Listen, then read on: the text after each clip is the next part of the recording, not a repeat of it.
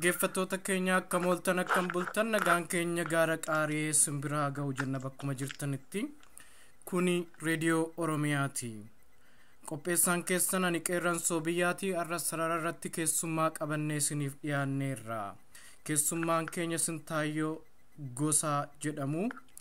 Keessummaan keenya obbo beeksisuudhaan nuuf jalqabu. Obbo Sintaayyoo affeerraa keenya kabajanii gara reediyoo Oromiyaa waan dhuftanii fi galatooma mee baga nagaan dhuftan.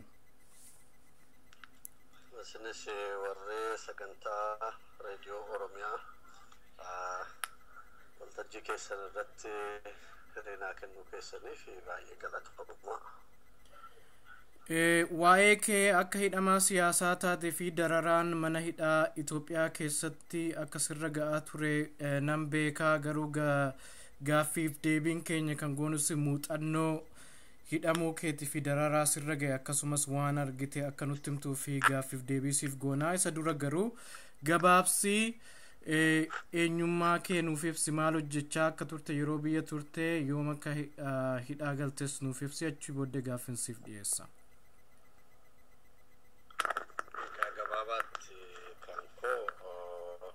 Maqaan koo Sintaayyoo Warqinaa Gosaa jedhamee kanan dhaladhee guddadhee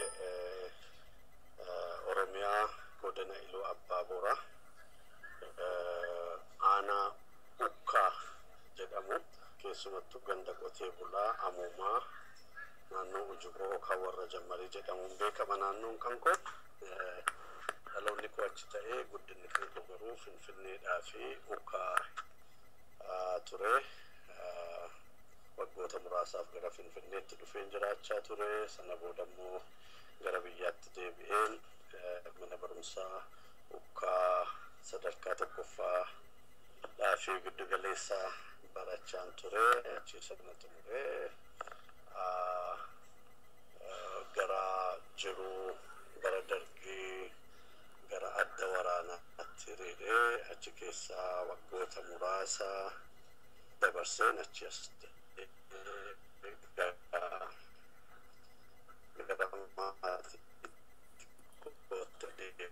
gabaabumatti seenaan koo kana fakkaata. Yeroon qabnu hunda keessa galee haasa'uudhaaf gabaabaatti Sintaayyoo Warqinaa Gosaa kana fakkaata. Hayyee obbo Sintaayyoo, hirmaannaan akkamitti hidhamte? Yeroo hidhamte yoom hidhamte? Akkamitti hidhamte? Egaa waa'ee hidhaa kootiitti galuu dura seenaa dugda duubeedha waa baay'ee qabaani. Seenaa sanatiyyuu waluma dhiibaa dhufeetiyyuu hidhaadhaan naga'e. Garuu hidhaan koo inni amma mee seenaa sanarraa nutti himaa. Yoo seenaan sun hidhamuu kee keessatti gahee qabaataa ture seenaa sanarraas nutti himuu dandeessa?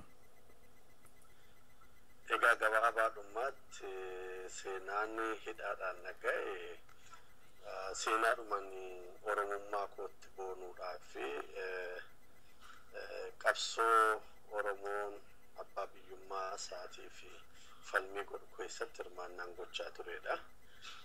Hirmaannaan kun immoo baruma ijoollummaa kootii sadarkaa tokkoffaa mana barumsaa sadarkaa tokkoffaa barumaan barachaa ture. Waan na keessatti uumamedha. Kunis baruma dhuma kufaatii Haayile Sillaaseetii kaasee sadarkaa tokkoffaa mana barumsaa sadarkaa tokkoffaatti hin beeku dhugaan beekaa miti kanan gochaa ture. Garuu na keessa ture yeroo mana barumsaa keessatti qophiin yeroo manni barumsaa cufamu godhamu irratti sirba hin agarsiisnaa, dooya daddaan agarsiisnaa. Isa afaan Amaaraatiin qayyabannee uummatatti afaan sanaan dhiyeessuudhaaf manni barumsaa murteessee waltajjiitti talamba'an. Garuu sirbi kan koos dooyin agarsiisus afaan Oromootti geeddaramaa ture.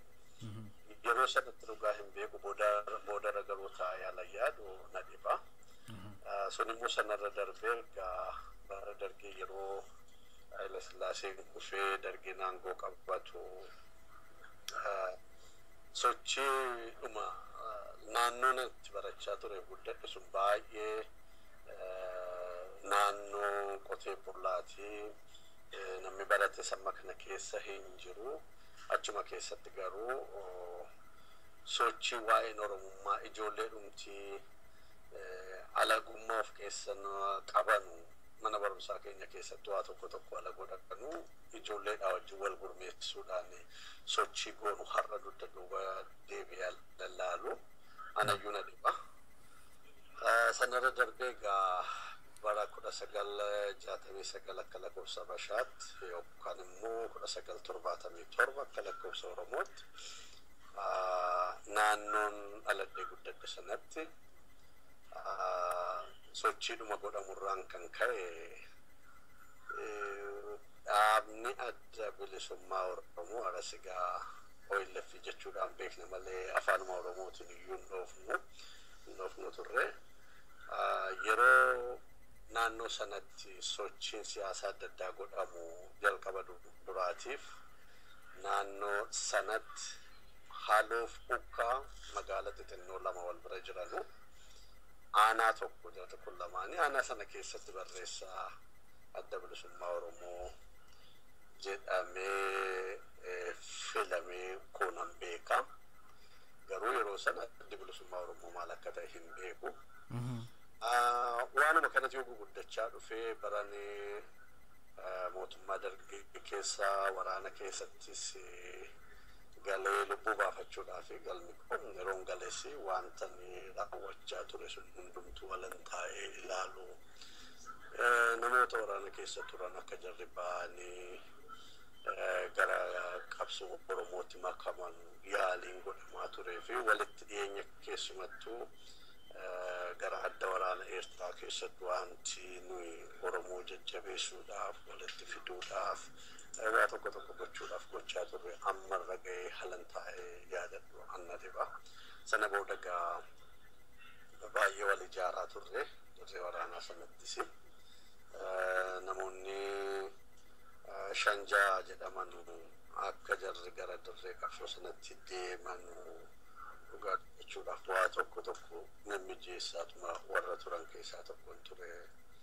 Baay'ee gammada har'arra taayalan laalu sanumati yugaa guddachaa dhufeeti yugaa booda biyya keessatti egaa ergi 90 asigaa waa baay'ee geggeeffamaa ture. 94tti egaa yeroo dargiin aangorraa kufee adda bilisummaa Oromootii fi mootummaan Itoophiyaa ammaa kun TPLF aangoo godhate qabatanii ani naannoon jiraachaa ture buree jedhamee beekama godinuma Iluu Abbaaboor halluu buree Awraajjaa jedhamee akkuma bulchiinsa koonyaa tokkootti hojjechaa ture uummataan filame. Yeroon waan sana keessatti filamee hojjechaa ture falmii guddaan gochaa ture mootummaa wayyaaneetiif waraana isaatti wajjin. Sanarraan kan ka'e si'a baay'een hidhamaa uummanni naannoo buree hiriira baheetiyyuu achiin hiiksisaa dhumarratti waraana adda bilisummaa Oromoo Wallaggaarraa gara Iluu Abbaaboritti kan galche sun taayyoodha jechuudhaan waraana guddaatu gaggeeffame naannoo sanatti.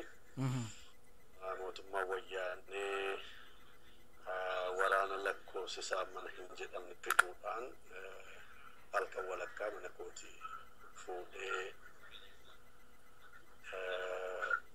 gara mana hidhaatti na geessani. Eessa si geessu kan yeroo mana hidhaa kam si geessu? Mana hidhaa naannoo Oromiyaatti moo mana hidhaa kami? Manni hidhaa sun buufatuma poolisii magaalaa Buree keessa jiru sanatti na geessu. Haati manaa koo deessee ciistee jirti. Dhufanii balbala koo qoqqofanii. Balbala koo qoqqofanu eenyuti jennaan gurbaadhumanii achitti qarqaaraa turedha jalatti galeera. Ana gosintaa iyyuu namatti inni duraa dhukkubsatee nama finnee dhufnee naan jedhee achi mana qorichaatii fi mana suuratti kaasan qabaan ture buree keessatti. Annu gaattu namooti dhukkubsate jedhee waggoon balbala banuu dallaan koo naannoon koo hundumtuu waraana wayyaaneetiin wararamee jira. Gootaan sun boombii qabatee balbala koorra dhaabbata. Inni kaan maashingaanii matrageessiseedhaan kana balbala koorratti kiyyaaffatanii dhaabbatanii jiru. Akka jiruun waraanni makiina afurtu dhufee achina fuudhanii deemanii. Waraanichi eessarraa dhufe? Finfinnee irraa dhufe moo naannaadhumatti qubatee kan jiru? Jimmaaf Gambeelarraa buufata guddaa qabu. Mattuu Goreerraas akkuma kana qabu. Garuu waraanni na qabu dhufe sun Goreedhaa fi Matturraa ajajamee kan dhufeedha. Sana booda gaa alan gadi ba'u harka kenneedhanii maal taatanii jennaan si barbaannaa gadi ba'eedhanii gabaa baay'ee ergii jedhanii booda egaa maaliif akka si barbaadan yookaan maaliif akka si qaban immoo sitti himaniiru? Maal natti himurree kottuu gara seeraatti deemnee biirootti dhannee haasofna naan jedhanii akka lakkoofsa Itoophiyaatti halkan keessaa sa'aatii 7. Sa'aatii kana seera maaliif jiraanii yoo seeraan na barbaadanii annama seera qabeessa yeroo sa'aatii hojii mootummaa hojjetu na waama nan dhufa bakka barbaadanitti malee sa'aatii kana akkamitti na waamtuuni jennaan baay'isiin jennee hodidda si gurnaa manuma keetii wajjin jedhanii baay'ee dhaadachaa turanii gaa achi fuudhanii ba'anii karaa walakkaala deemanii jedhanuu warri dabballoota OPDOtii fi ajajaa waraanaa Tigiree ture jarri kun wal waamanii anas dhaabanii waliin haasa'anii achi walii galtee hin jiru ture jara gidduutti akkan ilaalutti ergi gara jarri waliin haasa'anii gara ba'anii deemaa jedhanii isa tokkotiyyuu ajajaa waraanaa sanatiyyuu warra loltuu qawwee qabatanii ana bitaaf mirgaan inni kaan karaadhayyuu cufee eegaa irraa fagaadhu jedheeti afaan Tigireetiin taasaa irraa fagaadhu jedhaan irraa fagaadhuun sun egaa waa tokko isin godhaa of eeggannaa kan jedhu of eeggannaadha itti maanii tureeni afaan Tigireetiin annan nagaa waan jedhedhanu of eeggadhu waraana ture sirukutaa jedheeti taasa'anii. Okay. Achi annan kolfee alan deemu magaalli buree hundumarra balbalarra waraanatu dhaabbatee jira. Sun maaliif akka uummanni waa tokko dhaga'ee gadi hin baaneedhaaf ture. Achi yeroo buufata poolisii bira geenye jennu na fuudhaniituma darbanii ala jarri na fuudhanii darbuuf ka'anuu ajajjaanii waraana sana dhaabaa eessatti darbitu jedhanii gaafatennaan gubaan OPDO'n waa tokko taasa'anii na yaadadda afaan Tigireetiin waddi kalbii jedheetii arrabse dhala sareetii ati jedhee arrabseeni OPDO dabballee OPDO sana namichichi OPDO Tigireet akkasitti arrabse jechuudha. Tigirtichatiyyuu dabballee OPDO sana akkas jedhee arrabsaanii maal irratti sun dhufee warri OPDO na ajjeesuudhaaf boolla qochisiisanii hundumaa qopheessaniitiyyuu eeggatanii egaa jarri achitti geessanii na ajjeesanii dhuma na awwaaluudhaaf ture alanni kan itti haasa'anii naanii achi naannessanii gara buufata poolisiitti na galchanii buufata poolisiitti erga na galchanii booda harka koo kaateenaadhaan na hidhanii miila koo immoo kaaboo isa makiinaatti ittiin harkifamu kanaan harkisanii na hidhanii miilli koo hidhamee yeroo muraasa guyyaa lama ergi achi na tursanii booda achi baasanii manni dukkanaa waajjirri Iisapaa durii tokko jira achi keessa lafa galmeetti kuufatatu jira baay'ee dukkanaadha iddoonsaa akan hidhamaa kaanii wajjin walitti hin makamne baasanii achi na galchanii achi immoo ottuman jiru gaa namoonni jiraattonni buree jiran jaarsoliin abbootiin amantii adda addaa dhugaa dubbachuudhaaf baay'ee tattaaffii guddaa godhanii dubbiin amma matuu jimmaatti baay'ee deemee dhumarratti achi keessattuu hin jiru hunda keessaa kan na gaddisiisu mucaa koota hangafaa reef dhalatee jira. Haati manaa koo fiddee mucaa kootuun baadheeru dukkana wanti sun harki koos miilli koos hidhameera. Bofatiyyuu anaaf mucaa koorra dhufee darbe mana hidhaasaa dukkana sana keessaa hin arguuni. Ajjecha jirnaa qopheessaniin alaa silaa bofumaanuu iddamee achitti kan lubbuun koo darbaa ture yaadannoo kan nan qaba achi keessaa. Booda jarrumtuu gaawalumaan haasa'anii sochiin jiru. Bofi achi keessa ture, bofa achi keessa galchanii ture mana hidhaa sana keessa. Egaa manichi cufamee waan taa'uuf naannoon isaa dagalaa bofti sun egaa loo'ee seenuu danda'a jedhanii si dararaniiru achitti maal faa sirraan ga'an?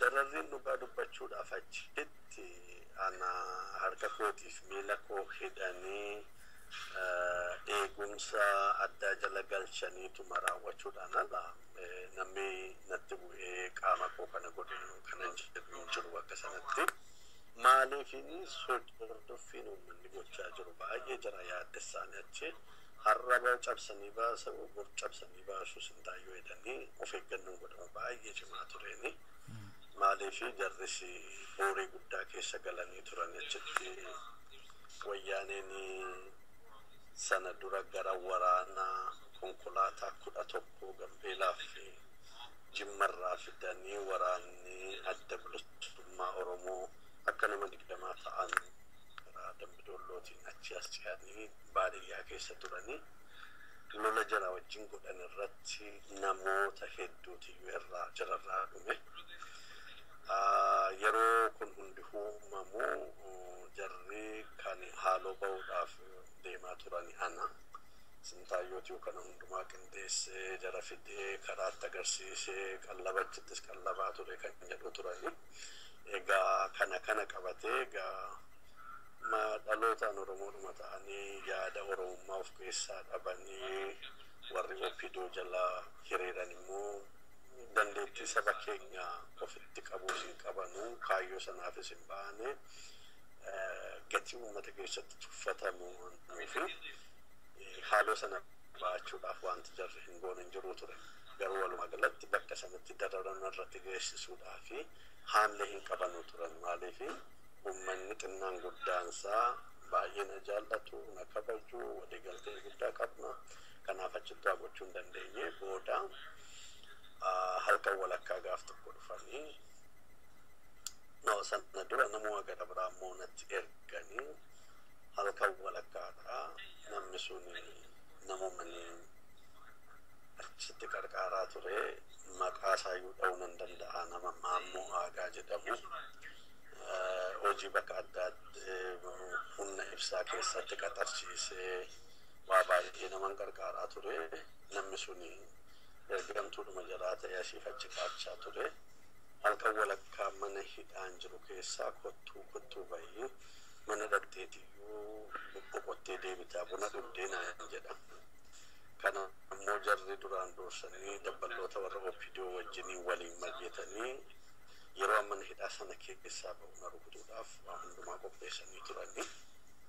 Kan ammoo jarri mari'atanii hoteelli tokko jira. Hoteela sana keessa ta'aniitiyyuu jimaa qaamaa marii kana gaggeessaa turani.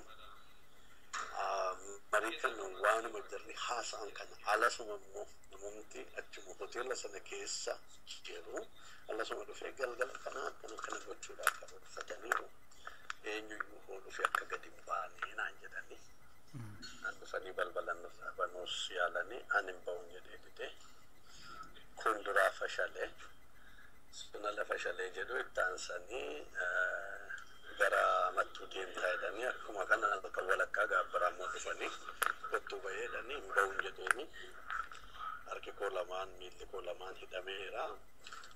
Sibiilli tokko jira sibiila sana qabadheetan egaa kottaa gaa duutis jireenyi ishee asumatti jedheetan ani seeggadhee jarri balbala bananii qawwee itti nyaachistanii baay'ee na sodaachisu yaalii godhanii hin taane nan dide ani sunti dhufe haduufu gottaa jedhee kanaan nan hafee booda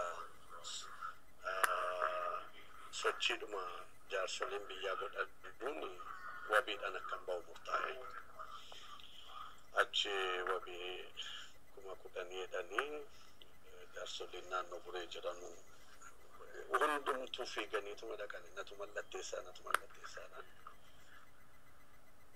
sana keessa darbeen egaa nan ba'ee ergiin achi ba'ee booda sana boodaan bureen keessa jiraachuun amma rakkisaa akka ta'e sana dura gaa hidhaaniif sodaachisni waa baay'een irra gaa ture daldala koo akkan hin geggeeffanne namoota jaraa fidanii balbala koo irratti kaffaltii tokko malee akka namni qarqaarsa ogummaa fayyaa qabu akkan hojjette hin jiraanne bilaash kaffaltii malee dhayyuu namootaan nu bira kottaa jedhanii narraa deebisaa turanii sanarra gaa darbeetanii dubbii namaa teennaan gara Finfinneetti dhufe Finfinnee ergiin dhufee sigaa keessumattuu yeroo egaa waan tokko walirraa citeen jiru gaa abiddi Oromummaa keessumaa gaana gugguufti amma ta'e sana boodammoo karaa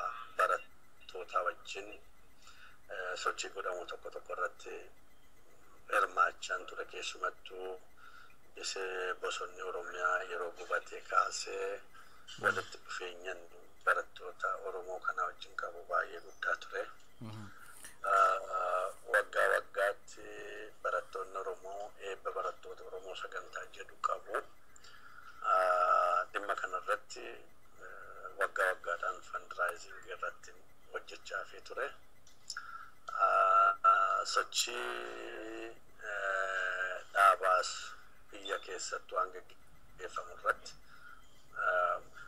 waanuma gammachiisaa garuu wareegama hadhaa isa dhumaa waan gaafatu hojjechaa ture man danda'etti kana keessaa fakkeenyaa fi kan akka obbo Waaqoo Tolaa nama wajjin hojjechaa turre lubbuu isaanii lamuu deebitee hin dhufne sana na biraa dhabanii kanagaa warri dhimma Oromoo hoogganaa turanii sirriidhumatti beeku hidhee tayyaala yoon beekanu ta'ee hin beekan baay'een itti qaana'a kana jaarsa wajjin wareegama kana fakkaatuttuu kaffalaa jirru gaa jaarsa bira hin ga'anii jaarsa maakalaa itti ajjeesaniini utuma torchii gochaa jiran du'anii jaarsi sana booda umuriin isaanii meeqa ture jaarsi? Obbo Waaqoo Tolaa yeroo sana tilmaamaan gara 45 amma 50 nama ta'uu danda'u yaadaani maayilli British School mana barumsaa warra Ingilizii kana keessa barsiisaa turani jireenya koo keessatti hojii hojjechuun kan akka Waaqoo Tolaa wajjin hojjedhe keessatti wanti na gammachiisu hin jiru ammoo waan hin irraanfadhu nama of kennee jiruuf jireenya isaa dabarsee yaada qabuuf hojjetu jaarsi sun nama tokko dhugaa dubbachuudhaaf waldaa Maccaaf Tuulamaa keessattis namoonni hedduun jiru warra waliin hojjechaa turre keessa hojiidhuma hawaasa keenyaati malee akka warri diinota keenya yookaan giddibitaa Habashaa kun warra jeequmsa uumanuu warra shororkeessitoota kun jedhamu sanaatti miti.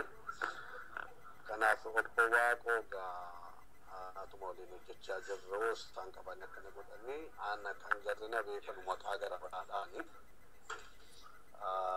Maqaan jarri beekanuu fi sintaayyoon tokko hin turre. Achi garan itti baqadhu sin qabuun hin ture. Maatiin gosa lafaa itti gatee deemu hin qabuun hin ture. Ottumaan jedhu gaa sun hundumtuu hin darbee. Maccaaf Tuulamaa keessatti gaheen kee maal ture yeroo sanatti?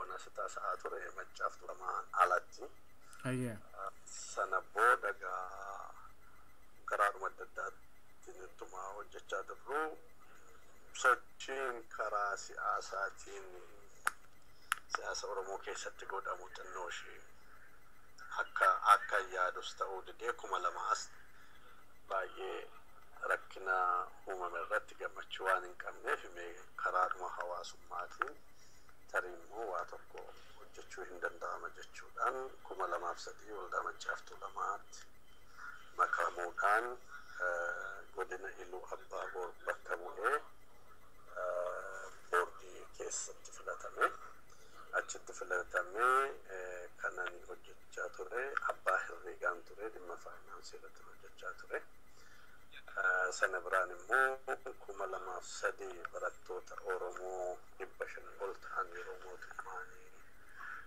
mana barumsaa kolleejiidhaa fi yuunivarsiitii sadarkaa olaanaa lammaffaa kan afaan Oromoon baasee bakkeetti facaasu abbaa maallaqa qabaa sana ta'ee tan hojjechaa tureeni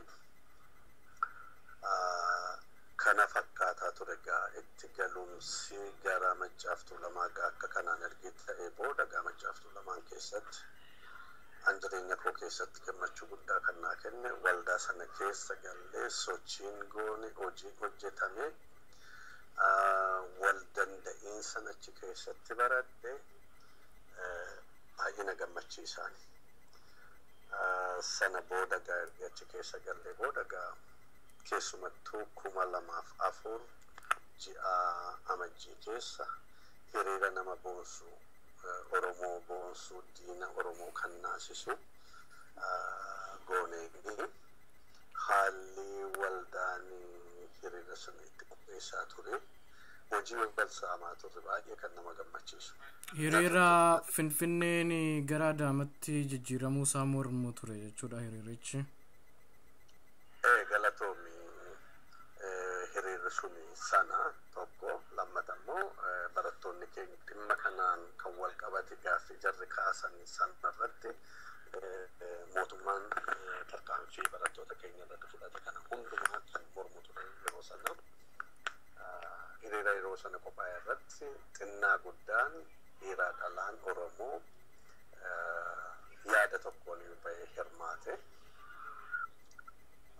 sana yeroo goonuu miidiyaa adda addaa quunnamaa turre baay'ee haasa'ameera miidiyaan adda addaa dhimma sana irratti akka hirmaatanu an akkuma dhuunfaa kootiitti iyyuu waan sana irratti hojjechaa ture hiriira sana irratti miidiyaa biyya alaa 15 ol ta'anti iyyuu hirmaachaa turanii jara kana ani seentarii tokko qabadheetan koordineetii gochaa tureeni namoonni hedduun irratti madaa'aniiru hidhamaniiru tugataa waldaa keenyaa kan ture obbo Dirribii Damissee baay'ee nama cimaa ture namoonni maanguddoota hedduunis biyya jaraa irratti salphatanii mataan buruqfame narrabsamanii Poolisii mootummaa Itoophiyaatti akkas godha jechuudha miti poolisiidha moo loltoota? Maal poolisii maali jettaree loltuudha malee waraanumatti akka jiruuni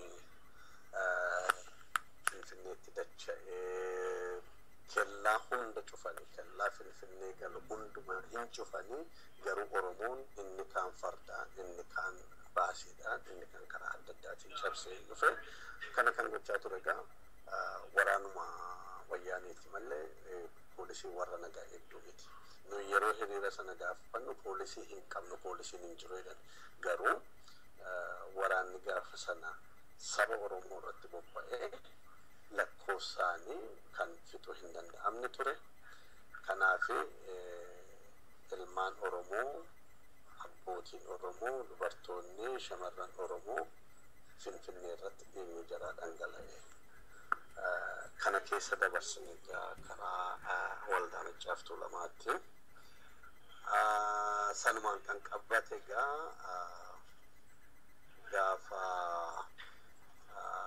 caamsaa yookaan mee kudha lamaa gaafa kudhanii pirezidaantiidhaaf ittaanaa waldaa kanaa hidhanii gaafa kudha lamaan hidhanii namoota qabanii yeroo jarri gaafa kudha lamaa sana na qabuudhaaf deeman wanni naannoodhuma maakalaa'ii sanattiin gaazexeessitoota biyya alaatii fi warra biyya keessa jiran miidiyaa tokko tokko wajjin haasa'aa ture.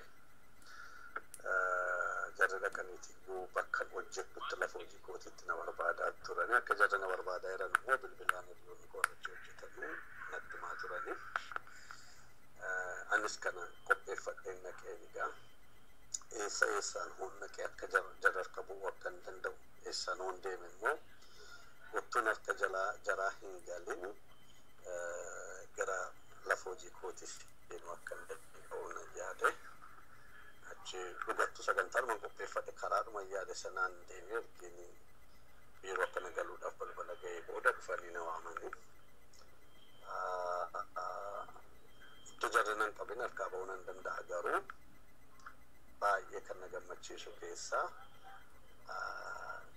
warri hooggantoota waldaa keessa namoonni muraasni du'a ofirratti murteessanii ture. Ragaa namni ofirratti murteessuun beeku nama bakka baay'ee ta'e garuu maaliif dararaan jarri hordoffiin jarri mana keenya lafa hojii keenyaatti karaa deemnu irratti nurraan ga'aa turanii fi akeekkachiisni jarri nu kennaa turanii reeffi keessan karaa lolaarraa fuudhamaa jedhu turanii kana booddiittis beeksisaa turre. Maaliif maal gootaniiti reeffi keessanii maal gootan siniin jedhu wanti isaanii sin himatan jiru waan akkiizii sin godhan? Wanti jarri yeroo sanatti kaasaa turan egaa silaa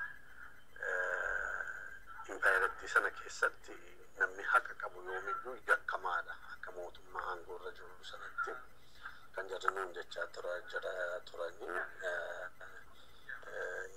shororkeessummaa gaggeessaa jirtu mootummaa humna qawweetiin buusuu barbaaddu uummata Oromoo uummata gara biraatti kakaasaa jirtu kan jedhu ture.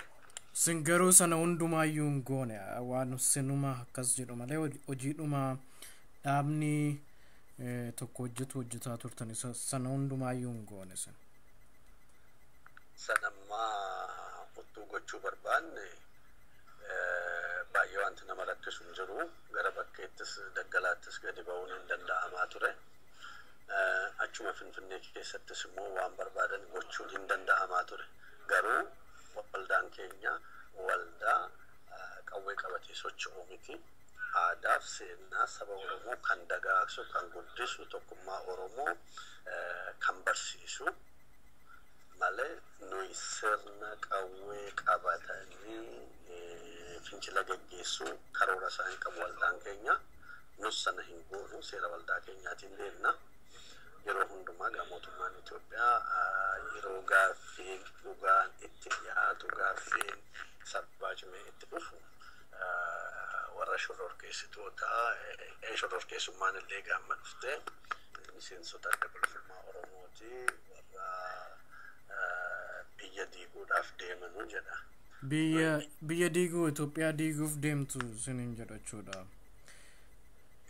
Akkana jedhu Itoophiyaan hundi sun iyyuu immoo Oromoodhaan ijaaramuu ishee hin dagatu wallaalanii haa ta'u beekaa haa ta'u hin beekuun ani Itoophiyaan hundi sun iyyuu Oromoodhaan ijaaramte. Biyya Oromoon ijaare hin diignu garuu sirni tottoraan sun diigamuutu irra raata. Sirni badaan sun jijjiiramuutu irra jiraata. Kana uummata keenya hin barsiisna. Nuyi sabni Oromoo waldaan koos ammas ta'e durisi jibbumsa saba gara biraarraa hin qabu. Jibbumsi nu qabnu warra sirna diimokiraasiitiin buluu hin dandeenye warra sirna diimokiraasiyaatiin biyya bulchuu hin dandeenye aangoo qabatanii taa'uu hin qabannu jenna. Sirnicha irratti xiyyeeffattu jechuudha. Xiyyeeffannaan keenya sirna sanarratti. Kanaafis waldaan Maccaaftuu lama kan Oromoo duwwaa hin turre hundeeffama isaatii kaasnee Sidaamaa keessaa jira, Amaara keessaa jira, Guraagee keessaa jira. Kanaaf sabaaf sablammoonni adda addaa kan keessa turan lakkoofsaan haxinnaatan malee. Yeroo sun illee fagaatus ammas taanaan Maccaaf Tuulamaa cunqurfamtoota hundumaa haammatee gara fuulduraatti tarkaanfachuu barbaada. Gaanfa Afrikaa keessatti nageenya akka bu'u barbaada. Gaanfa Afrikaa keessatti sirni diimokiraasii akka dagaagu barbaada. Maaliif Oromoon abbaa gadaati. Sirna addunyaadhaaf kan kenneedha. Har'a diimokiraasii jedhamee maqaan isaa geeddaramee dhufu mala. Hayyee gara keetitti deebinu obbo Sintaayyoo hidhamtee sageeffamte saboota. Hidhaan kan koogaa ergee bakka hojii kootiitii qabanii booda na fuudhanii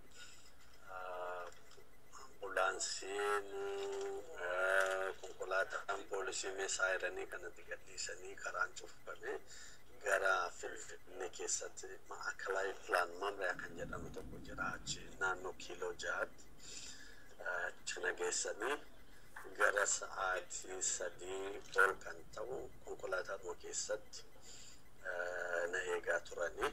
Maakalaawii mana hidhaa san immoo bakka biraati kun Maakalaawii isaa bakka biraa maayinni waajjira karooraaf dinagdee kan jedhamu kiiloo 6 yuunivarsiitiidhuma Finfinnee isa kiiloo 6 jiru sana fuuldura jira.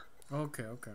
Achi dugda duuba sanaan achi na geessanii gara sa'aatii 3 ol ergina tursanii booda kan warra na qabuun dhufanii kan hoogganaa ture koroneela tokko koroneelichi keessa ture dhufee. Maqaasaa yaadatta koroneelichi? Yaadadhu nu ga'a manatti namni ka'a maqaan gosa balus jechuun hin jiru. Ukkaamsaniitu bulchuu waan ta'eef achi na fuudhanii deemanii Maakalaay yalan naquugaa Moonii Mangashaa kan jedhamu ittaanaa ajajaa Maakalaay ittaanaa Taaddasee Masarratti isatu na simate. Sababa kanaaf hidhamte waan jedhamu hin jiru gaaffiidhaaf si barbaannaa naan jedhanii tolan jedhee waan nuuf hirkaa qabu hundumaan harkaa fudhatanii achi galchaa jedhanii dhaqanii mana dukkanaatti na galchanii mana dukkanaatti galee galata rabbii bakka nu hojjedhu bakka xinnoo ishii kabaja qabu ture. Hooggantoonni koo yeroo ani balbala waajjirarraa qabamee deemus odeeffannoon gaheeraani waa hundumaa hin beekuuni hordoffiin kun isa kanarra jiru gaaf tokko rakkinaaf akkan saaxilamuu danda'u kana hundumaa beeksisaan ture hoogganaa koo. Sana booda gaafa guyyaa lammaffaa achitti dhufanii na gaafatanii egaa wantichi dhimma dippiloomaasii wajjin waa wal qabateef baay'ee sana keessa galuu hin barbaadu. Argee dhufanii na gaafatanii booda qorannoon itti fufee gara kutaa hidhaa kootiitti nan geessin dura Moonii Mangashaa na fuudheetiyyuu biiroo Taaddasee Masarratti na geesse. Taaddasee Masarratti ajajaa Maakalaayiti Komaandar Taaddasee Masarratti jedhama. Inni shugguxii adda kootti qabaa, mataa koorratti qabaa, kannaa inni asumamma si ajjeesaa, asumatti sitti naqaanan jedhaa, beekta waan beektu hin baastaan jedha. Maa inni waan tan beeku? Maa inni rakkinni uumame maa inni kana ifatti natti maa inni jedhu isanii waldaan keessanii ajajaa adda bilisummaa Oromoo irraa fudhachuudhaan mootummaa jeequudhaan humna qabuutti mootummaa garagalchuudhaaf yaalaa turtanii ajaja kana eessaa fudhachaa turtanii kan jedhu ture gaaffiin jira.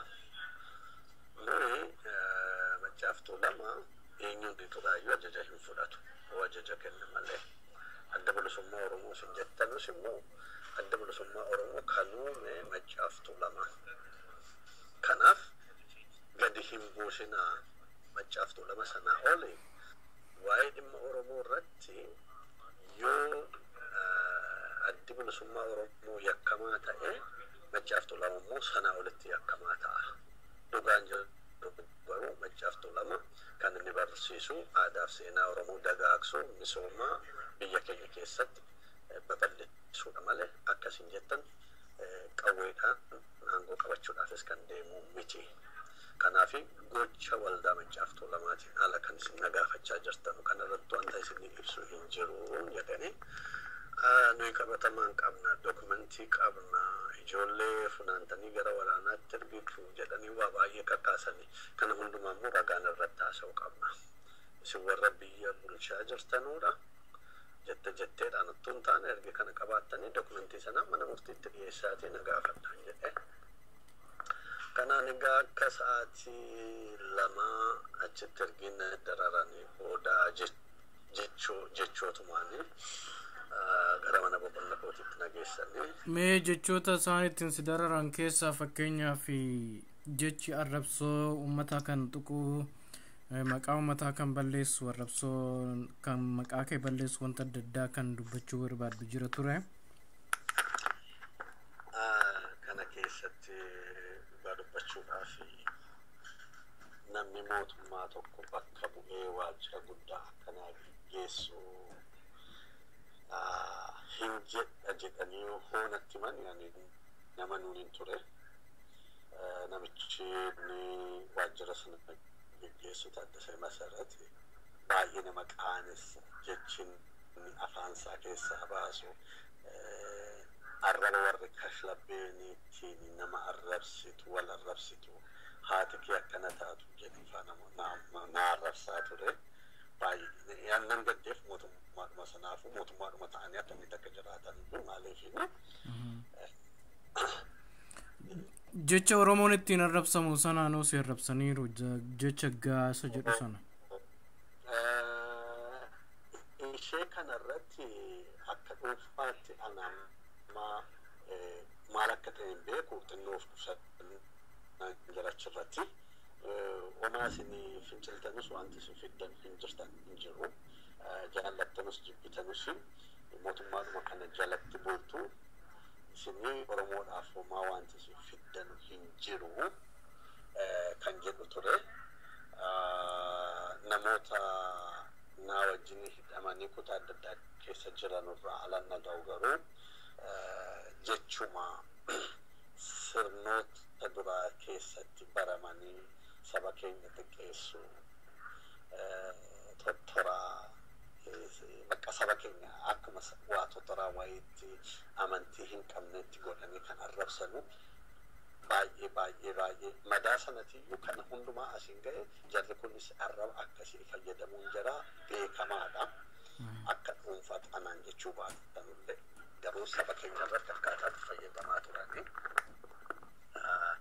Garuu Oromoon qulqullinaanis maaliinis akka inni bahee dhufe sanaa ol ta'e malee jaraa gadi miti.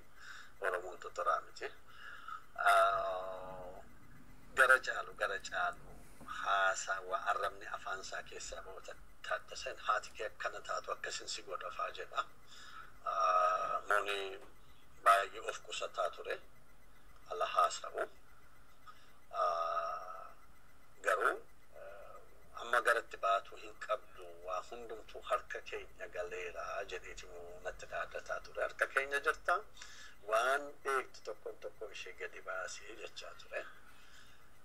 Egaanis wantan baasu hin jiru kan jiru kanuma Oromummaan yoo cubbuu ta'ee fuula dura duwwaadhaan miti karaa barbaaddaniin iyyuu natti naquu dandeessu. Kanaaf isin warra qawwee qabattanii jirtanuudha.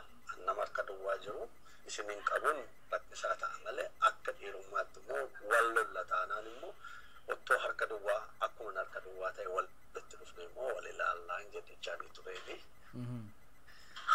ይሄንንም ታስቢያለሽ አማረፍ ፈሰናን ይሄንንም ታስቢያለሽ እንዴ ገደ አከዱበርቲ ሲጎደቹዳ አተስከና ከናዩ ህያዳ ጀትቻት ተብለ የንጀቻኒ ቱለ ሰነቦደጋ መናይዳ ዱከና ሰነተርጊ ነገልቸኒ ቦዳ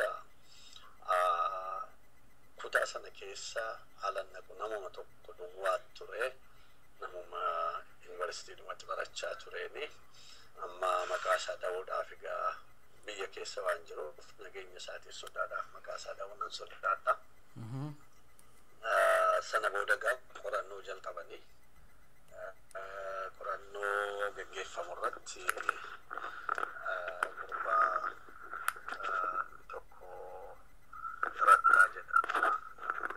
Rattaan kun nama Horroo Guduruutti dhalatee guddatee afaan Oromoo aadaa Oromoo hundumaa sirriitti kan beeku garuu ilmaan Oromoo sadarkaa tokkotti kan dalagu keessaa Rattaadha.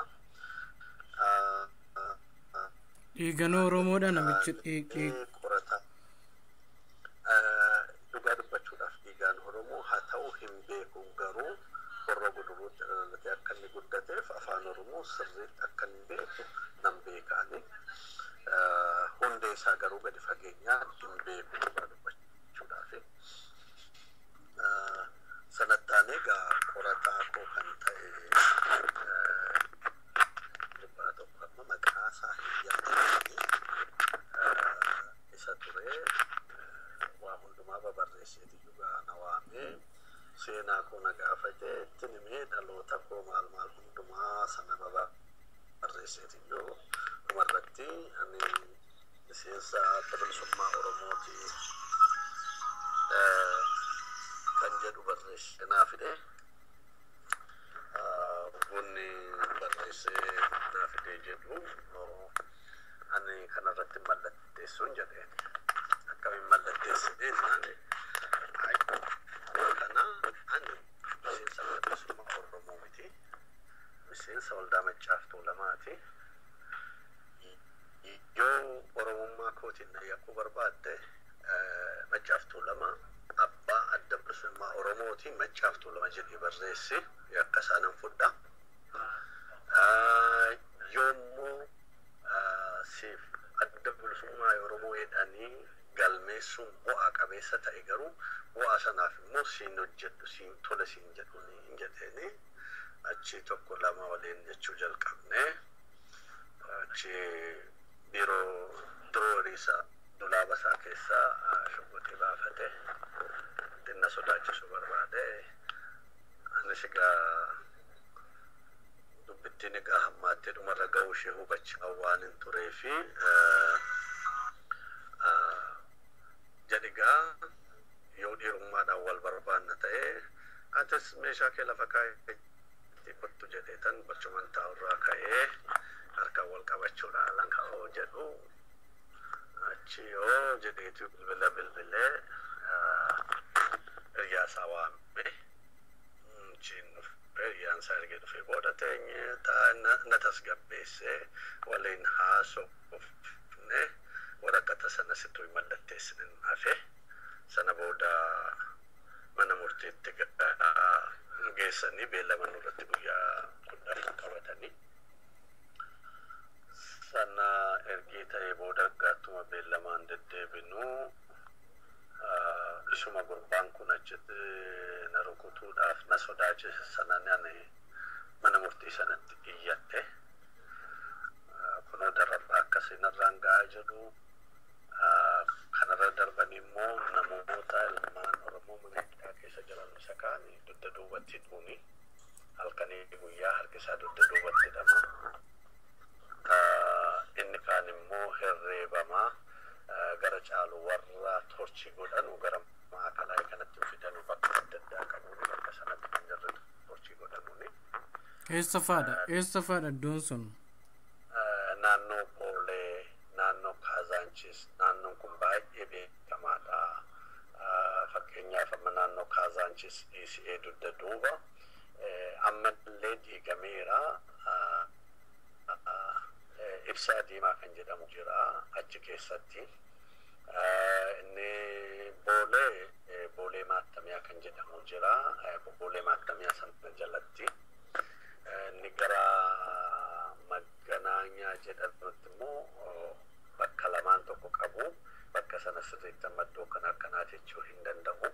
garuu iddoon kun mana hidhaa miti iddoowwan akka bakkatti nama dararuudhaaf itti fayyadaman kunneen mana hidhaa miti officially mana hidhaati moo qubata mooraa loltoota isaaniiti? Lakki kun lafuma itti nama dararanu lafa torchii nama godhanudha malee mooraa loltuus miti buufata poolisiis miti mana hidhaas miti. Warra dhimma siyaasaatiin qabamanii keessumaayyuu dhimma siyaasaatiin warra gahee guddaa qabu jedhan sana yoo achitti geessanii akkana dararuu turani. Sana keessa amma fakkeenyaa fi maaliif achi geessu? Maaliif maakalaawii faatti hin dararre?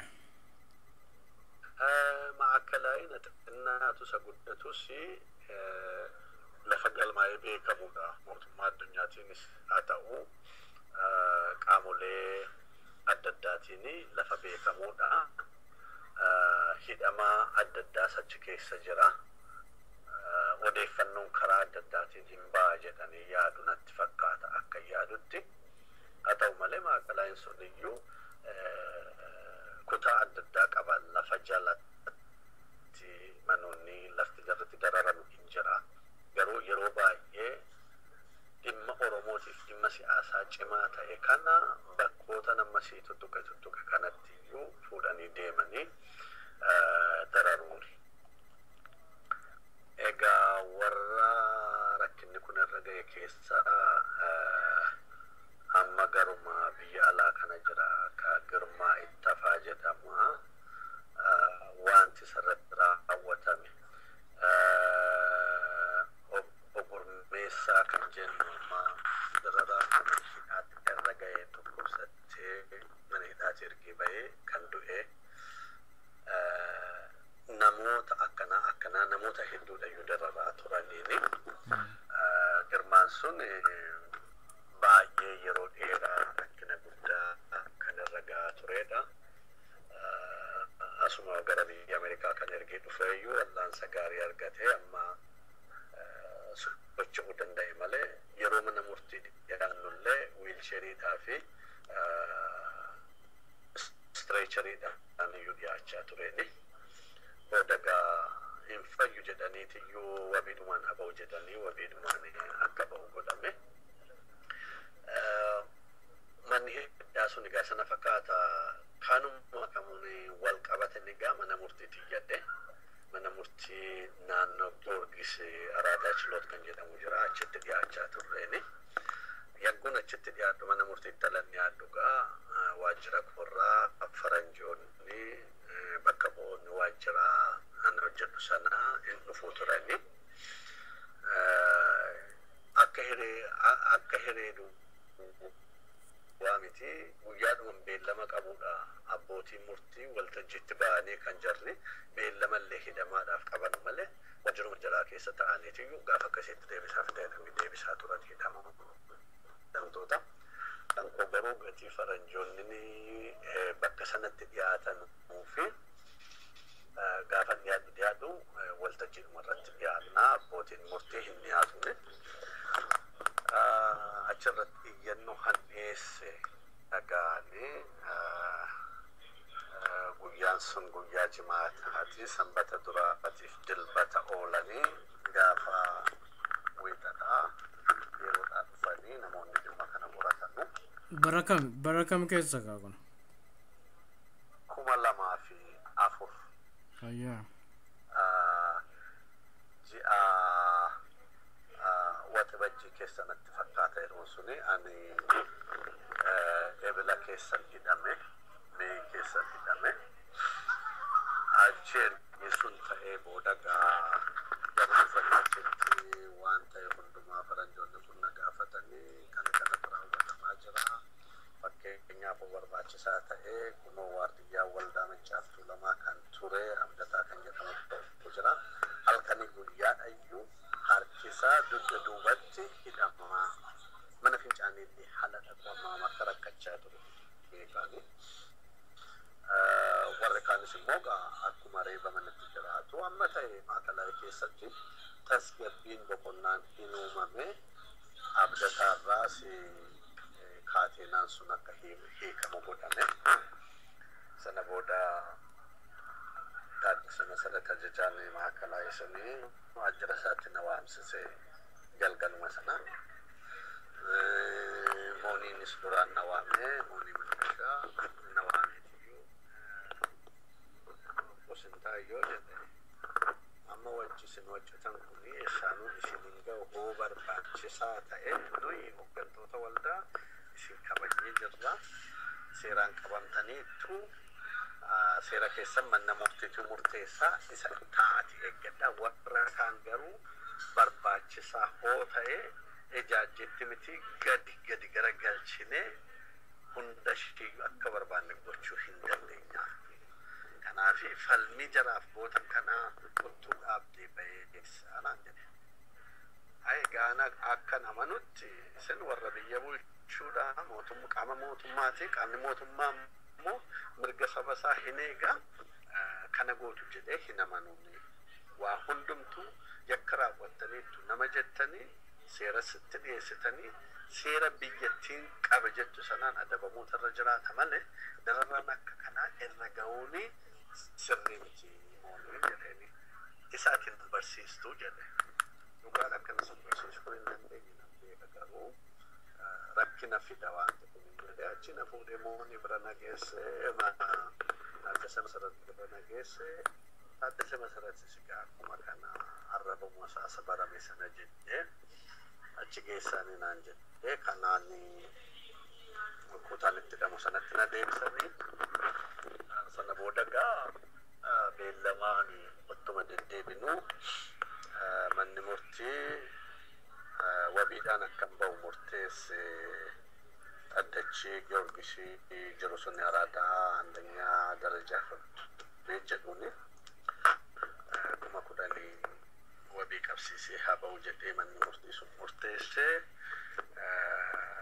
ወር ማዕከላዊ ታደሰ መሰረት ፋሞ አጀጀ ማን ሙርቲ ሰነ ዲዱዳን ቡልቲ ኩዳ አፉርና ሂዳኒ ኩኒ አለተው ሰበብ ንሳነት ንመሙ ሃቲመን አቦ himanna itti banteni himanna bante murtiini manni murtii kenname hojirra hinulle abbaa manaa kootii fi horii amma kana qabsiisennaan qabsiisee yeroo abbaan manaa akkuma wanaa hin hiikamne jette yannu dhiyeessitee kunni kurnan suni kaffalameera hanga miyaati manaa koo gooteen manni murtii ajaja dabarse atatamaanii nama kana maaliif akka gadhiisuu diddaniif akka isa qabdanii dhuftanii dhiyeessitanii himtanu jedhanii itti barreessa fakkeessuudha godhuuni jarri kana ganama waaree booda akka dhiyeessitan jedhanii ajajatti kennanii bultii 14 booda warra maakalaawii ganama na fuudhanii gara mana murtii sadarkaa olaanaa kan federaalaatti na dhiyeessanii anaaf warra kaanii wajjin waluma qabsiisan jechuudha. Namoonni gara biraanis wabiidhaan akka ba'an murtaa'ee horiin kaffalamee kan jarri didanii qabatanii ta'an jira ture. Achi mana murtii federaalaa sana dhannee beellama guyyaa lamaa moo guyyaa sadii nuu kennee manni murtii olaanaa federaalaa suni murtiini manni murtii gadaanaa murteesse sun wabii 10,000 ba'uu suni sirriidha nus kana mirkaneessinee irra jedhanii anaa bodirribii gammachuu ayyaluu ittisaa namoonni muraasni gara biraanis jiru manni murtii olaanaa sana hin murteesse sana raawwachiisuudhaaf gara guyyaa 10 olii fudhate akkuma ta'e gaasuun hin raawwatame guyyaa 10 booda hin baane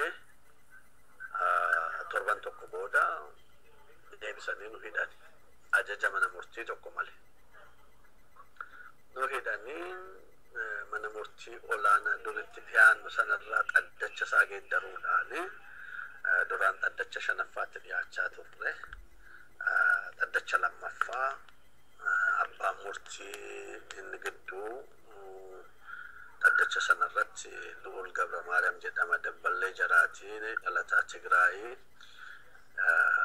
deebisa abbaan murtii dhimmi Oromoo isa cimaa ta'e isuma biratti dhiyaata achitti geeddaranii dhiyeessanii inni dhimma mirga wabii keenya nurraa haquudhaan akka nuyi deebisnee hidhamnu nurratti murteesse.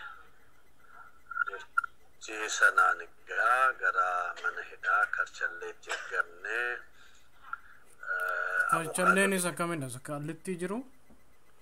Lakki isa Finfinnee walakkaa gara Qeeraa jedhan sana kan jirudha.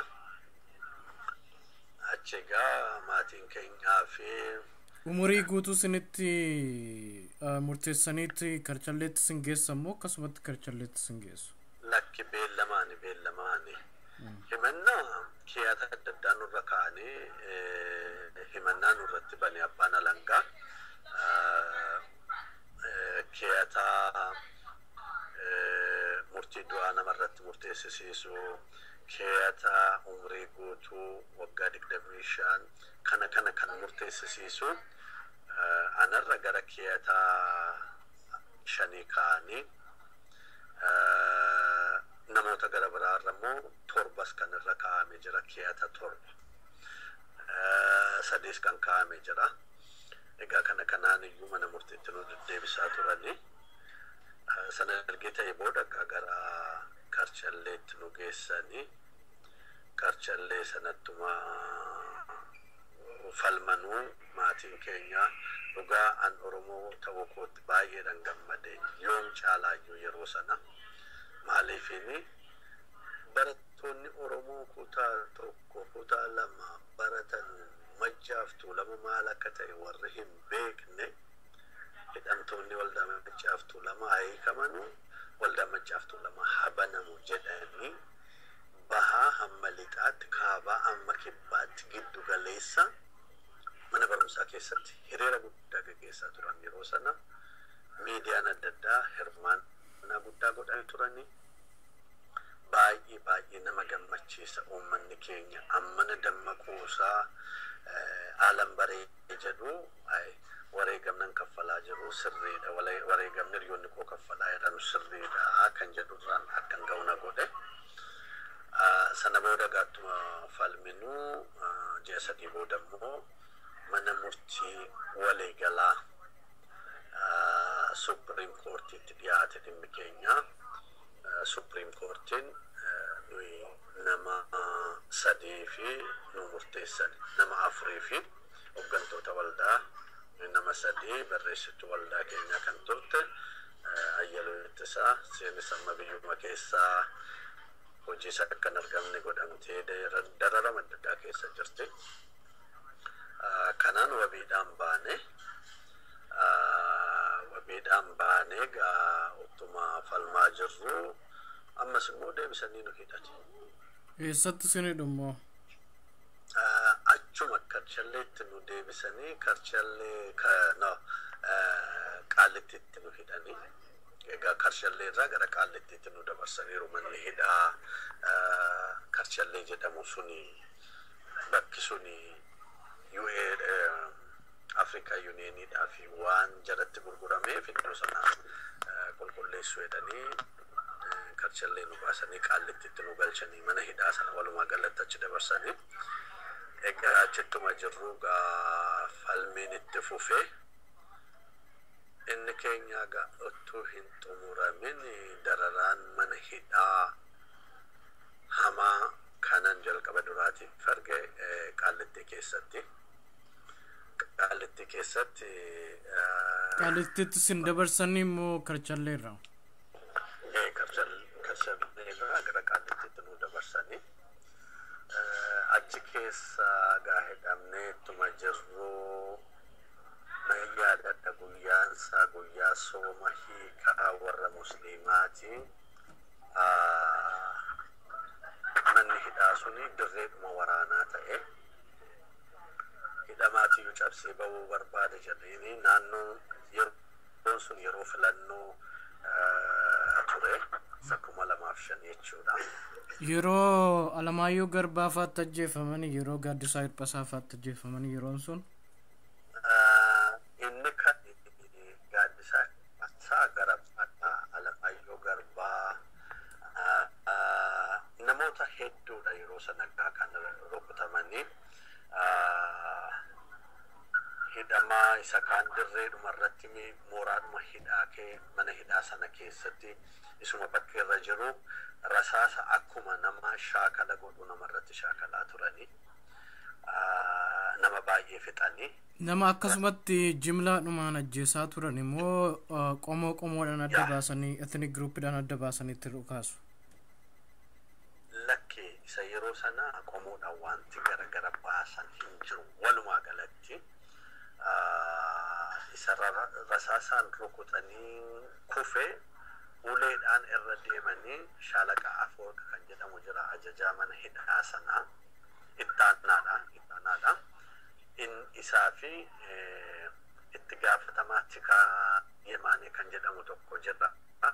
Jara kana lamaantiyyuu dura bu'ummaadhaan ajaja kennaa ture irra deemanii isa lubbuun keessaan baane akka bofaa mukaan tumanii lubbuu keessaa baasaa turanii kutaan itti hidhame keessa qaa jira qaa sanaanin gadi ilaalaa tureeni. Meeqatu du'e nama meeqan ta'a kan du'e gaafas? Dhugaa dubbachuudhaaf ammana ta'a jedhee haasa'uu hin danda'u garuu tilmaamaanii gara nama 20 ol kan ta'u ta'a kan du'e kan madaa'e baay'eedha. Kana keessaa mana kutaadhuma hidhaa keessa uttuma jiranuu kan madaa'anii baay'ee hedduu jiraati. Warra achi keessatti madaa'an keessaa fakkeenyaaf hiriyaanumti keenya tokko Zakkaariyaas kan jedhamu jira. Uttuu namoota achi keessa jiran tasgabbeessuudhaaf asiif achi jedhu rasaasni qomoo isaatiin itti galte bakkuma hidhaa bakka sassaasan irratti. Anis warra madaa'anii irra deemee ogummaa fayyaa eegumsaa kana waan hin qabuuf dhiigni jaraa kan dhangala'ee akka hin duune irra naanna'eetan hidhaafii ture.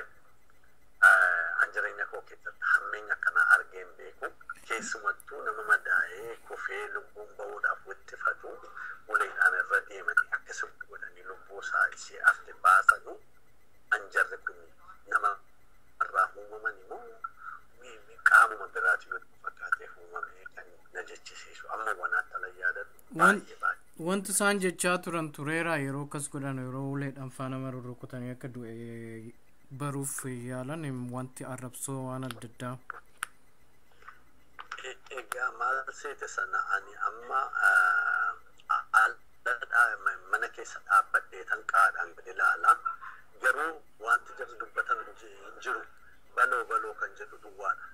Carrisoo jedhu isa wittifatee achi reeban warri poolisoonni jala deemaniitiyyuu tumuun keessumattuu poolisiin tokko jira. Faantabuun jedhu gurbaa gurraacha dhaloota warra Amaaraa kanaa nama abaarantuu gadhee akka namumaa kanaan argine inni shaalaqaa Afoorqee fi Yemaanee sana ta'anii ajaja kennaa ture. Inni lubbuun keessaan baane fixiin jedhuun dhaqanii gara gaggalchaniifi akka bofaan tumanii namoota akkas gochaa turanii. Hidhamtoonni achi turan baay'inaan Oromoo turani. Inni maal gaaffii qabare maal gaaffii hin qabuun mana hidhaa Qaallittii sana keessa hidhamtoota gara 7,000 oliiti kan jiranu sana keessa gara 5,000 kan tilmaamamu Oromoodha. Sun egaa ergee ta'ee booda isa lubbuun keessa bahuu dide amma fixanii isa hafe garuu booda gara mana yaalaatti goruu jalqabanii. Alamaayyoo Garbaa kanuma keessa kan lubbuun isaa darbe amma baay'ee egaa yeroon nu waan dheeratee fi ijoolleen keenya karaa baa'aatiin kan jiranu gurbaan tokko baay'ee bara dheeraa asliifaa wajjiniin nama murtiin du'aatti murtaa'ee turedha. Booda gara umriitti geeddaranii fi innis rasaasaan rukutamee yeroo sana bara dheeraadhaaf rakkachaa ture. ammallee yeroo mana hidhaatii yeroo sana 2007 yeroo mana hidhaatii ba'ullee miilaan deemuu baay'ee rakkachaa tureeni.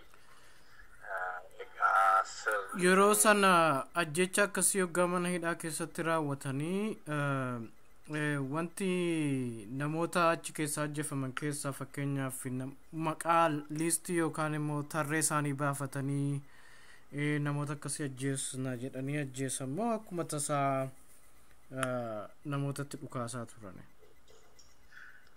Inni yeroo sana filannoo biyyattii keessatti gaggeeffamaa jiru irratti jeequmsi magaalaa keessaa baadiyyaadha bakka adda addaatti godhamaa ture baay'ee sodaachisaa ture.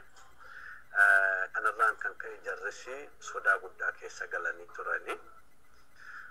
Sodaa galan sanarraan kan ka'e wanti bakkeedhaa raawwatamaa jirus mana hidhaa keessa galee hidhamaan nuuf kaabaa sodaa qabu kan jedhu qabu turani. Kanaan kan ka'e kanarraan ka'eeti dhukaasni sun kan hidhamtoota irratti akka banamu kan godhame malee yeroo sanatti qomoodhaan lakkaa'anii kan addaan baasanii miti. Haa ta'u malee nuyi hidhamtoonni Oromoo mana hidhaa sana keessatti hidhaa lammataa hidhamaa turreeni. Maa akkam hoo jettee qorannoon nurratti geggeeffamu ilaalchi jarri nuu qabanu baay'ee to'annaa guddaa nurratti geggeessu. Basaastonni jiraannu wajjiniin hidhamanii jiraatu. Waan nu haasofnu waan nu achi keessatti jiraannu hundumaa hordofanii gabaasa ganamaan gochaa turani. Sanaan ala hidhamaan mana hidhaa keessatti koree mataasaa hin qaba. Koree mataasaa hidhamaa sana keessatti namoonni adda bilisummaa Oromootiin shakkaman yookaan hidhamtoonni Oromoo akka filannoo kamiin keessayyuu hin galle qoqqobbiin irra jiraa ture. Filannoo kashlabbootuma jirre filan sanaaniyyuu hidhamaan achuma dararamaa. Haa ta'u malee garuu sabaaf sablammiin gara biraan hidhamtoota Oromoo baay'inaas waan qabnuufis namni keenyas naamusa waan qabuufis baay'ee nu kabaju.